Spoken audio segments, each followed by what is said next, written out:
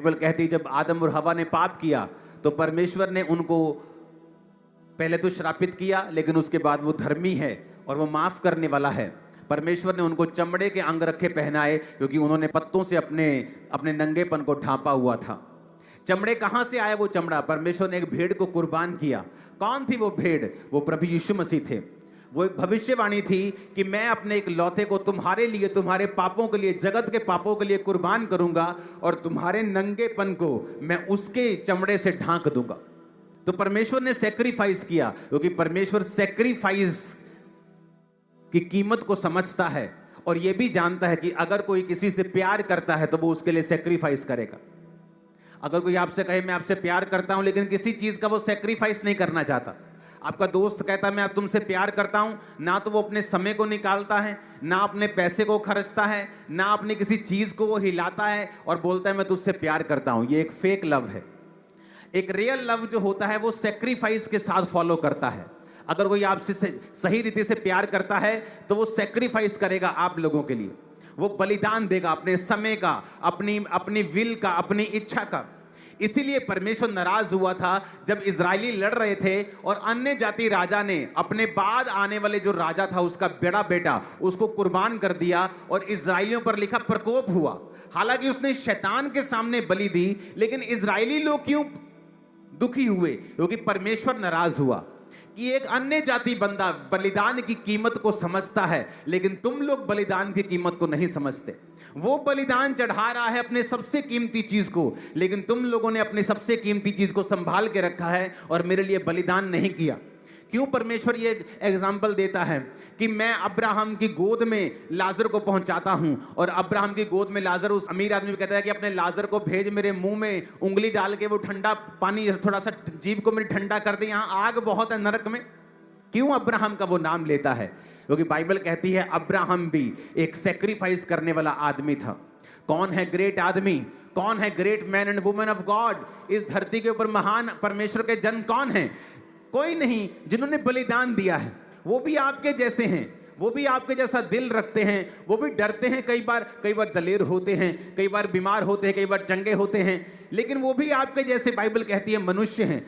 एलिया भी तुम्हारे समान दुख और सुख भोगी मनुष्य था, बाइबल कहती है। लेकिन ऐसा क्या हुआ कि एक आम सा दिखने वाला पुरुष एक विश्वास का हीरो बन गया। आज स्वर्ग में उसकी गोद में लोगों को पहुंचाया जाता है। अब्राहम की गोद में लोग बैठते हैं जब स्वर्ग में जाते हैं। आप मेरी बात समझ रहे कि नहीं? कौन था अब्राहम? बाइबल कहती परमेश्वर ने अब्राहम को बुलाया और कहा अब्राम, पहले उसका नाम अब्राम था, अपने घर कुटुंब, अपने परिवार, अपने पिता को, अपने सब कुछ, अपने देश को छोड़ के उस जगह चला जा जो मैं तुम्हें दिखाऊंगा। क्या मांगा परमेश्वर ने? बलिदान मांगा। इतना बड़ा बलिदान। आज किसी को कोई बोल दो कि बसी में आना है, पुराने दोस्तों को छोड़ दो, वो तुम्हारे लिए अच्छे नहीं हैं, वो तुम्हें शराब पीने के लिए भरमाएंगे, तुम्हें व्यभिचार के लिए भरमाएंगे, लेकिन वो उन्हें छोड़ने के लिए तैयार नहीं है। आज एक औरत अपने प्रार्थना के समय को बदलने के लिए तैयार नहीं, क्योंकि उस समय उसकी टीवी का जो है वो स्पेशल सीरियल आता है, वो स्पेशल उसका फेवरेट सीरियल आता है जो उसको बहुत पसंद है। वो अपनी प्रार्थना को ऊपर नीचे कर सकती है, वो पवित्र आत्मा कहे भी तो पवित्र आत्मा को टाल सकती है, लेकिन अपना सीरियल देखना बंद नहीं कर सकती। आज एक आदमी अपने पैसे का बलिदान नहीं देना चाहता। वो प्रभु से कहता मैं प्यार करता हूं, लेकिन जब बोने का समय आता है, टाइथ का समय आता है, ऑफरिंग का समय आता है, उसका दिल खुलता नहीं। क्यों? क्योंकि वो प्रैक्टिकली परमेश्वर से प्यार नहीं करता। अगर आप प्रभु से प्रैक्टिकली प्यार करते हैं तो एक चीज आपकी लाइफ में पक्का होगी, 101% होगी, 99.99999% भी ऐसे नहीं कि एक शायद ऐसा कोई रह जाए, कोई नहीं होगा। अगर आप प्रभु से प्यार करते हैं, आपका प्यार बलिदान से परमेश्वर को दिखेगा। वैसे कोई तरीका नहीं है। बाइबल कहती है जब अब्राहम को स्वर्ग में दिखाया, और किसी को क्यों नहीं दिखाया? अब्राहम को ही क्यों दिखाया? हालांकि अब्राहम भी, अगर आप उसकी लाइफ को देखो तो कैसे उसकी लाइफ में वो चीजें थी जो नहीं होनी चाहिए थी, लेकिन वचन क्या कहता है? उसकी वजह से उसको नुकसान हुआ, वो बात अलग है, लेकिन वचन क्या कहता है? अब्राहम की गोद में पहुंचाया गया, क्योंकि वचन कहता है अब्राहम का जो इस दुनिया का सबसे प्राइज्ड पोजीशन था, सबसे कीमती जो उसके पास था, उसका बेटा इसहाक, जो आपने अपनी स्क्रीन पर अभी देखा, वो इसहाक को परमेश्वर ने कहा अब्राहम मेरे लिए बलिदान कर दे। अब्राहम का दिल धक धक कर रहा होगा कि इतनी बड़ी चीज परमेश्वर कैसे मांग सकता है, और वो भी चीज जो परमेश्वर ने मुझे मेरे घर से, मेरे परिवार को छुड़ा दिया, मेरे देश को छुड़ा दिया। आज भाई साहब लोग अपना गांव नहीं छोड़ना चाहते, अपना शहर नहीं छोड़ते, बोलते हम अपने शहर को, दूसरे शहर में हमें कोई जानता नहीं है, हमारी सेटिंग बड़ी मुश्किल होगी, या छोड़ेंगे तो सिर्फ चर्च के लिए छोड़ते कि वहां मेरी चर्च है तो मैं जा रहा हूं वहां पे। कोई अपना शहर नहीं छोड़ना चाहता, कुटुंब नहीं छोड़ना चाहता। लेकिन अब्राहम ने 5 मिनट लगाए और निकल गया घर से। अब जो बेटा जो परमेश्वर ने वायदा किया 24 साल 25 साल बाद मिला, उस बेटे को परमेश्वर ने कहा अब इसको कुर्बान कर दे। और वचन पता क्या कहता है, अब्राहम ये सोच के कि परमेश्वर उसको मुर्दों में से जिंदा कर देगा एक दिन, उसको कुर्बानी देने के लिए चला। अब्राहम ने अपनी वाइफ से सलाह नहीं की। जब परमेश्वर ने उसको कहा, सारा परमेश्वर ने ऐसा कहा है, तो वो रोकती, बोलती 40 रोजे रख के देखते, चलो 10 रोजे रखते, चलो 3 दिन मुझे अपने बेटे के साथ रहने दो। उसका मन चेंज करती। उसे मालूम था कि मेरे लिए सबसे बड़ा परमेश्वर है और कोई नहीं है। अगर प्रभु ने मुझे कुर्बान करने के लिए बोल दिया है तो मैं कुछ नहीं देखूंगा। और वचन कहता है किसी से बिना बात किए वो अपने बेटे को सुबह ही लिया, गधों को लिया, अपने सेवक को लिया और चल पड़ा, और लकड़ी ली और चल पड़ा। और उसका बेटा रास्ते में पूछता है कि पापा सब कुछ तो ले लिया, छुरी, लकड़ी, आग जलाने का सामान, भेड़ तो ली नहीं हमने। तो उसको क्या मालूम वही भेड़ है, यही कुर्बान होगा आज। और वचन कहता है जब परमेश्वर ने उसको देखा कि उसकी छुरी गले तक पहुंच गई है, आवाज आई, अब्राहम अब्राहम इसको कुर्बान मत कर, इसलिए कि तूने अपने एक लौते को नहीं छोड़ा। अब मैं जान गया हूं कि तू मुझसे प्यार करता है। अब मैं वो सब कुछ दूंगा जो मैंने तेरे साथ वायदा किया है। मैं तेरे को, तेरे वंश को ये सारी आशीषें, ये सारे देश दूंगा। परमेश्वर के वायदों के पुल, वायदों के जो है ना वो वर्ड्स निकले लगातार, कॉन्टिन्यूज वायदे पे वायदा निकला, क्योंकि परमेश्वर का दिल गदगद हो गया। परमेश्वर जानता था कि इसने अपनी सबसे कीमती चीज को छोड़ा नहीं, कुर्बान कर दिया। ये सबसे ज्यादा मुझसे प्यार करता है, यही परमेश्वर देखना चाहता था। और परमेश्वर उससे वायदा करता गया, वायदा करता गया, वायदा करता गया। कई बार आज हम परमेश्वर की ओर देखते हैं कि पता नहीं कब स्वर्ग खुलेगा, पता नहीं कब मेरा फाइनेंस ठीक होगा, पता नहीं कब मेरा बिजनेस बढ़ेगा, पता नहीं कब मेरी जॉब में प्रमोशन होगी, पता नहीं कब मेरा वीजा लगेगा। हम हमेशा परमेश्वर की ओर देखते रहते हैं, लेकिन यह तरीका गलत है। हमें किन चीजों के लिए परमेश्वर की ओर देखना है और किन चीजों के लिए परमेश्वर यह चाहता है कि हम प्रैक्टिकली हम सेक्रीफाइस करें। अगर हम उत्पत्ति 8 उसकी 20 और 21 आयत को पढ़ते हैं, ये तब का समय है जब नूह का समय था। फ्लड आया, बाढ़ आई, सब मर गए। नूह, उसकी पत्नी, उसके 3 बेटे 3 बहुएं जहाज में चली गई, उस शिप में चली गई। शिप में जब वो चली गई तो एक काफी महीनों के बाद जब पानी खत्म हो गया वो जहाज से निकले। ये तब की बात है। तब नूह ने यहोवा के लिए एक वेदी बनाई और सब शुद्ध पशुओं और शुद्ध पक्षियों में से कुछ कुछ लेकर वेदी पर होम बलि चढ़ाया।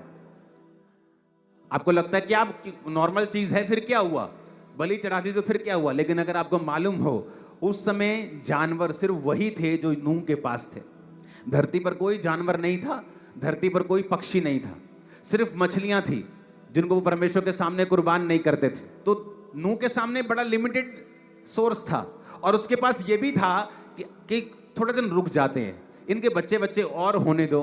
ऐसा ना हो कि मैं इनको चढ़ा दूं और बाद में जो 1-2 बचे हैं उनके बच्चे ना हो और धरती पर इनकी जाति नष्ट हो जाए। ऐसी गलती चेलों ने की।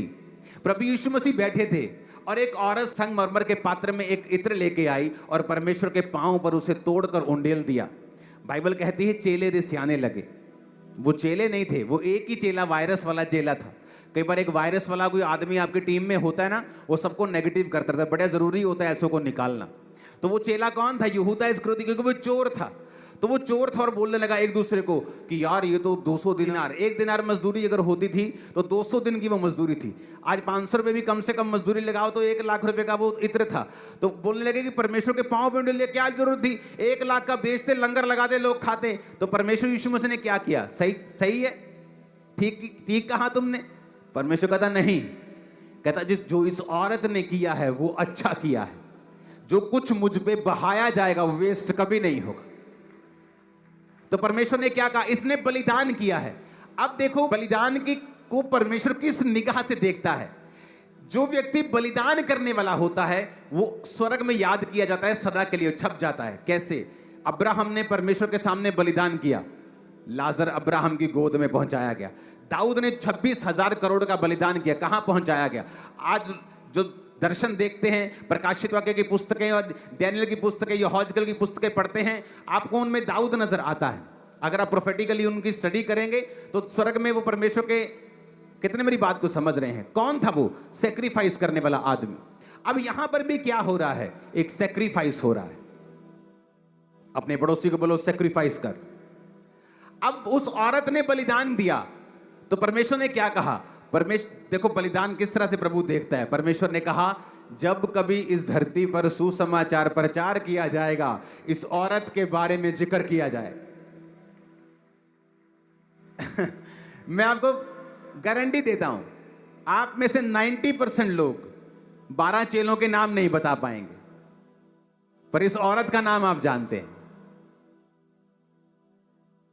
कि उसने वहां इत्र बहाया था।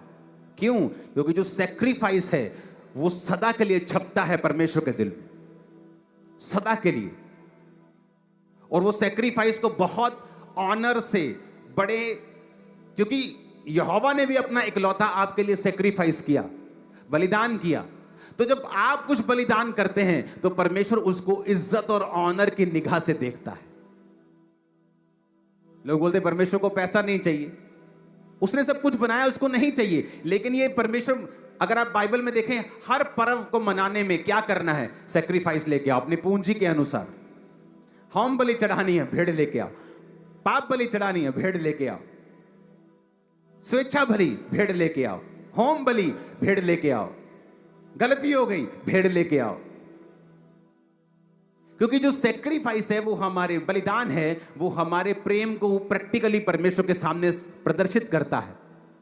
आज जब परमेश्वर आपसे सेक्रीफाइस मांगता है कि आपको वो सब पुराने काम छोड़ने हैं, वो सब शराब छोड़नी है, वो सारा इंटरटेनमेंट जो शैतानी है वो छोड़ना है, आप सेक्रीफाइस नहीं कर पाते। आप सेक्रीफाइस कई बार नहीं कर पाते अपने ऐसे पॉलिटिकल कैरियर को जो परमेश्वर चाहता अभी आप छोड़ दें, क्योंकि वो आपको आगे नहीं बढ़ने दे रहा। आप सेक्रीफाइस नहीं, जब आप सेक्रीफाइस नहीं करते, परमेश्वर की निगाह में आप एक मूल्यवान इंसान कभी नहीं बनते। क्योंकि सेक्रीफाइस ये दिखाता है कि आपके लिए परमेश्वर के दिल में कितनी इज्जत है, कितनी वो आपको प्रेशियस निगाहों से देखता है, और कितनी कीमत है आपकी परमेश्वर की निगाहों में। आज कहां विश्वासी लैग करता है, कमी है उसकी लाइफ में, सेक्रीफाइस में, वो बलिदान की कमी है। आपके सामने 2 लकड़ियां पड़ी, आपने आग जला दी, कितनी आग होगी? जितनी लकड़ी है, आप 20 कर देंगे, आग उतनी होगी। आप 100 लकड़ियां जलाएंगे, आग उतनी हो जाएगी। आपके लाइफ में आग, लोगों में फायर की कमी है जी मिनिस्ट्री में, आप बलिदान दो, फायर अपने आप आ जाएगी। मैंने बलिदान दिया अपनी पर्सनल लाइफ को मिनिस्ट्री में। जब मिनिस्ट्री बढ़ रही थी, मैंने अपनी लाइफ को बिल्ड नहीं किया।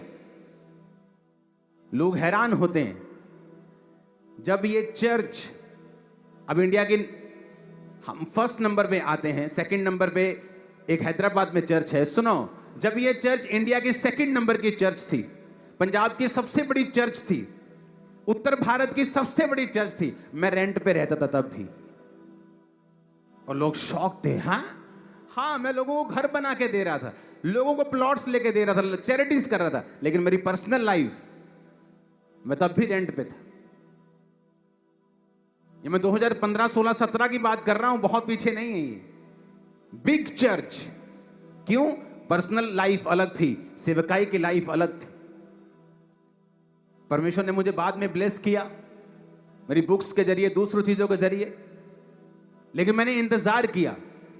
मैं अपना घर बना सकता था, बड़े बड़े महल खड़े कर सकता था, बहुत कुछ कर सकता था। टीम को बनाया, चीजों को बनाया। आप जहां आज बैठे हैं लाखों स्क्वायर फुट में, ऐसी 3-4 बिल्डिंग में पीछे और खड़ी कर सकता हूं। पॉसिबल है क्या? नहीं, आम रीति से पॉसिबल नहीं है। जस्ट फैसला किया कि यार शेड डाल दो, कितने करोड़? यहां 20 करोड़ रुपए लगा होगा, दिनों में लगाया। जब आप परमेश्वर के सामने एक सेक्रीफाइस वाली लाइफ जीते हैं, आपकी आग ज्यादा होती है, दूसरों से फायर ज्यादा होती है, खुदावंद आपसे ज्यादा प्रेम करता है। ये बहुत ही मिसकंसेप्शन वाली और बड़ी ही डेविलिश और बड़ी ही मिसलीडिंग ये टीचिंग है कि आपको कुछ करने की जरूरत नहीं, खुदा सब कुछ कर चुका है। This is not a good teaching. वो कर चुका है, अब हमें उसकी कदर करनी है जो वो कर चुका है।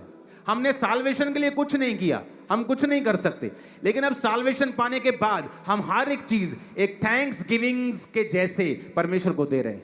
अपना समय, अपना पैसा, अपनी विल, अपनी इच्छा। कौन था मूसा? क्यों परमेश्वर मूसा के बारे में बात करता है? क्यों परमेश्वर जो जब एक पहाड़ पे था और बाइबल कहती है कि उसका रूपांतरण हो गया, उसके कपड़े चमकने लगे, मूसा एलिया उससे बात, क्यों मूसा? मूसा को तो परमेश्वर ने कनान भी नहीं जाने दिया था, उसने गलती कर दी। फिर मूसा ही क्यों? ऐसा बंदा क्यों नहीं जो पूरी तरह से परफेक्ट था? बलिदान, मूसा का बलिदान कहां था? पैलेस में। भाई साहब पैर भी नीचे रखता था तो नीचे पहले चांदी और सोने की जूती आती थी, रेड कारपेट आता था, फिर पैर नीचे रखता था, और ऐसे राजकुमार था वो। किसका? फिर मिस्र का। कौन था मिस्र? अगर आप उस जमाने का मिस्र का हिस्ट्री निकालें तो मिस्र वाज नंबर 1, इजिप्ट नंबर 1 था, सबसे बड़ा राज्य था। और सबसे बड़े राज्य का राजकुमार आने वाला राजा जब नीचे उतरता था तो उसके पांव में सोना बिछता था। क्या कहा उसने? कहता मैं इस सब सुख को छोड़ दूंगा क्योंकि मैं मसीह के कारण अपने आप को निंदित होने दूंगा। बाइबल कहती है मसीह के कारण निंदित होने को उसने मिस्र के भंडार से बड़ा धन समझा। तो क्यों नहीं परमेश्वर उसको याद करेगा? क्यों नहीं परमेश्वर कहेगा मूसा और एलिया मुझसे बात करें? कौन थे ये लोग? सेक्रीफाइस करने वाले लोग, आम लोग थे। गलतियां की। मूसा ने क्या गलती की मालूम? उसने कत्ल कर दिया था, मार दिया था, किसी को मर्डर कर दिया। मूसा वाज ए मर्डरर, एक मर्डरर आदमी था, एक कत्ल करने वाला आदमी था। और परमेश्वर के साथ वो बात कर रहा है, दो जने आके। क्यों? क्योंकि मूसा, मैं आपको ये इंसानी पहलू इसलिए दिखा रहा हूं, इसका मतलब नहीं आप गलतियां करें। अगर आप गलतियां करेंगे उसका नुकसान भी आपको होता है। हो सकता है मूसा 40 और 50 साल की उम्र में प्रभु उसे इस्तेमाल करता, लेकिन उसकी आदतें अच्छी नहीं थी, उसका टेम्पर खराब था, तो परमेश्वर उसको 80 साल तक लेके गया। वो बात अलग है, लेकिन मैं आपको एक ह्यूमन पहलू दिखा रहा हूं कि वो भी इंसान थे, लेकिन अपने सेक्रीफाइस के कारण बाइबल कहती है वो आज भी परमेश्वर के सामने सदा के लिए याद किए जाते हैं। अपने बलिदान के कारण। मूसा का बलिदान देखो, क्या बलिदान था कि आज एक आदमी दुनिया की सबसे बड़ी सल्तनत का होने वाला राजा है, राजकुमार है, और कल वो आदमी भेड़ बकरियों को चरा रहा है। फ्रॉम टॉप टू बॉटम, सबसे गंदा काम, ओखा काम, मुश्किल काम उस समय का भेड़ बकरियां चराना था। क्योंकि रास्ते में कोई शेड नहीं पड़े हुए थे, कोई टेंट नहीं पड़े हुए थे, कोई सराय नहीं होती थी। जा रहे हो तो जमीन, जा रहे हो तो जा रहे हो भेड़ों और बकरियों को लेके। बारिश आ गई, तूफान आ गया, टेंट लगाया, टेंट फट गया, भालू आ रहे हैं, भेड़िए आ रहे हैं, रात को शेर आ रहे हैं, सब कुछ ओपन में था। इतना मुश्किल काम कहां से? एक राजकुमार से सीधा एक गडरिया। सेक्रीफाइस। परमेश्वर ने देखा उसको, उसने सेक्रीफाइस किया अपनी इच्छाओं को, अपनी विल को, एक बड़ी लग्जरियस लाइफ को, और परमेश्वर उसे याद करता है आज भी। हमारा सेक्रीफाइस क्या है? आपका क्या है सेक्रीफाइस मसीह में? क्या ऐसा है जो आपने बलिदान किया? हमें सोचने की जरूरत है।